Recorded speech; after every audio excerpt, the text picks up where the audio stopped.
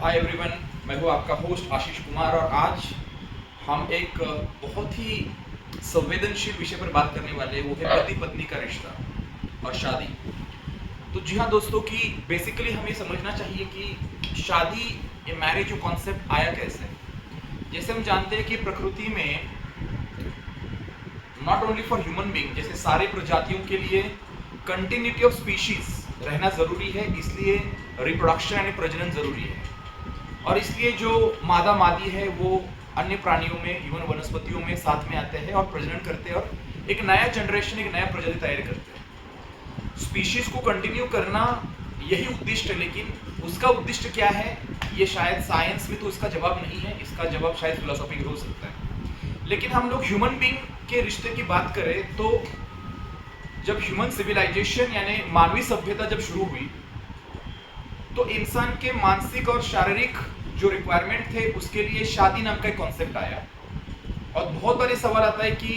शादी, अभी जैसे कि 21st सेंचुरी में हम जी रहे, तो ऐसा एक सर्वे कह रहा है कि आने वाले दिनों में बहुत सारे लोग सिंगल रहेंगे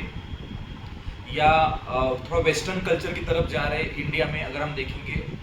और डिवोर्स की संख्या बढ़ती जा रही है या मैरिटल प्रॉब्लम्स बढ़ रहे, एक्स्ट्रा मैरिटल अफेयर्स बढ़ रहे, ये सब हम देख रहे हैं। तो इस कंटेक्स्ट में हमें फिर से एक बार ये वक्त आ गया कि देखना चाहिए कि ये सब क्या है और हम कहाँ जा रहे हैं और क्या सही में होना चाहिए। तो शादी या मैरिज, जिसको हम लोग सोशल कॉन्ट्रैक्ट मानते हैं, जहाँ पर मेल और फीमेल, एटलीस्ट हम देखेंगे अपोजिट जेंडर जो साथ में रहते हैं, जहाँ पर जैसे मैंने पहले कहा कि हमारे शारीरिक और मानसिक और आजकल में जो आर्थिक जो हमारे नीड्स है उसको हम लोग पूरी करने की कोशिश करते हैं। तो मेरा ये ओपिनियन है कि शादी ये बहुत ज़रूरी संकल्पना है, क्योंकि जिस प्रकार का सामाजिक ढांचा हमने बनाया है, ऑफ कोर्स हर देशों में अलग अलग जगह अलग अलग संस्कृति हो सकती है, लेकिन अल्टीमेटली जो भी संस्कृति हम देख रहे हैं, जो भी कल्चर हम देख रहे हैं, जिसमें अगर हमें स्टेबिलिटी चाहिए, जिसमें अगर हमें इकोनॉमिकल ग्रोथ चाहिए, जिसमें अगर हमें क्राइम रेट को घटाना है, तो मुझे लगता है कि इन सारे चीज़ों का जो सुजलाम सुफलाम जिस प्रकार की संस्कृति की हम लोग आस लगाए बैठे हैं, उसके लिए सबसे मजबूत पिलर जो है,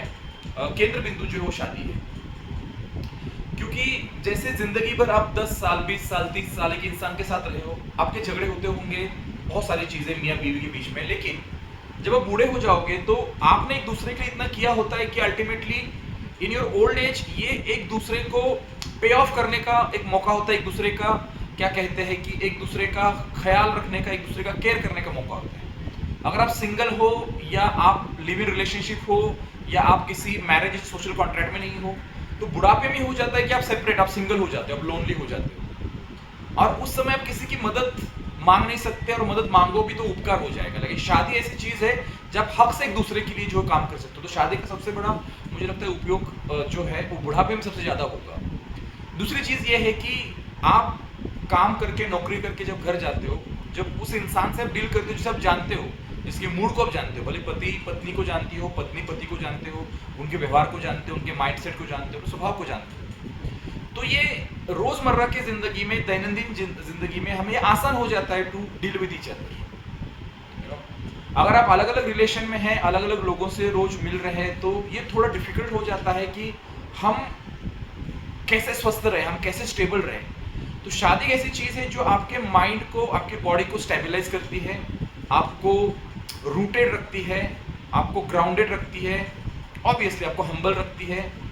और दो इंसान अगर शादी में एक दूसरे के प्रेम में भी है तो और ज्यादा वो ब्यूटीफुल चीज हो सकती है, और प्रेम में ना भी हो तो भी मुझे लगता है कि उन्होंने एक एडजस्टमेंट, एक कॉम्प्रोमाइज, या हम कह सकते हैं इस प्रकार का इकोसिस्टम बन जाता है जिसमें एक साथ रहना ज़्यादा बेटर होगा दैन लिविंग डिवोर्स। लेकिन मैं जरूर जानता हूँ कि कुछ ऐसे रिलेशन जरूर है जहाँ पर फिजिकल अब्यूज़ है, सेक्सुअल अब्यूज़ है, या घर वाले जो परिवार वाले हो उस पर्टिकुलर बहू या फीमेल जिसे कहो, जिसे अन्याय कर रहे हैं, उस केस में तो definitely you have to walk out of the marriage. लेकिन ये जो एक जनरल संकल्पना चल रही है कि हमें ये करना चाहिए, नहीं करना चाहिए, जैसे कहते हैं शादी का लड्डू खाना चाहिए, नहीं खाना चाहिए, खाए पछताए न खाए पछताए, तो खाकर पछताना उसके एडवांटेजेस जो है वो मुझे लगता है बिल्कुल ज़्यादा है। और दूसरी चीज़ सबसे इम्पोर्टेंट ज़रूरी ये है कि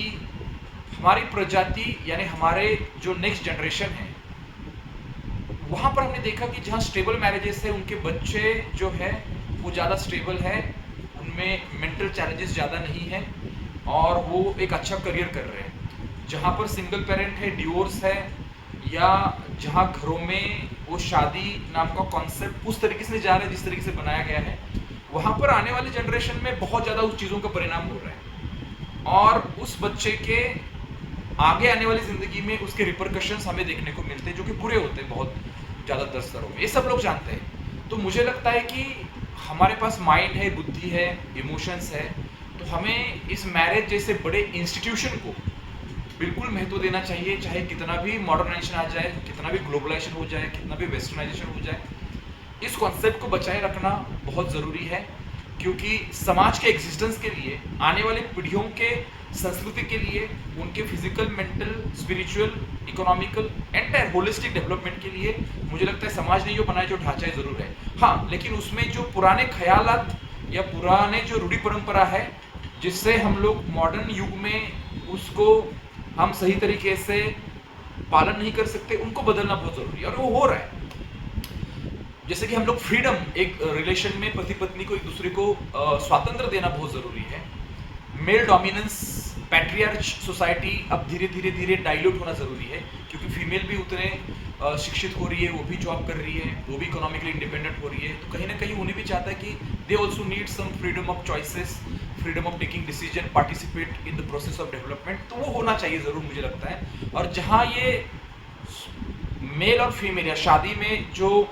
पति और पत्नी है, ये अगर एक दूसरे को स्वातंत्र दे रहे और उनको पता है कि where to draw the line, वो एक दूसरे के स्वातंत्र के सीमाओं को जानते हैं, वो एक दूसरे को स्वभाव को जानते हैं और कहीं ना कहीं वो उस प्रकार से कोऑपरेट करके इस संस्था को आगे बढ़ा के जा रहे हैं, तो मुझे लगता है कि this is the haven only, यही स्वर्ग है। तो मेरी तो संकल्पना यही है कि शादी एक बहुत अच्छा कॉन्सेप्ट है और उसके गहराई में उतर कर हर एक को उस चीज़ को ज़रूर समझना चाहिए। प्रेम, विश्वास और एडजस्टमेंट पर ही सारी चीज़ें चलती है और जिस परिवार में इस प्रकार की चीज़ें हैं वहाँ पर ही स्वर्ग है और उसी को हम लोग घर कह सकते हैं। So thank you all for listening this.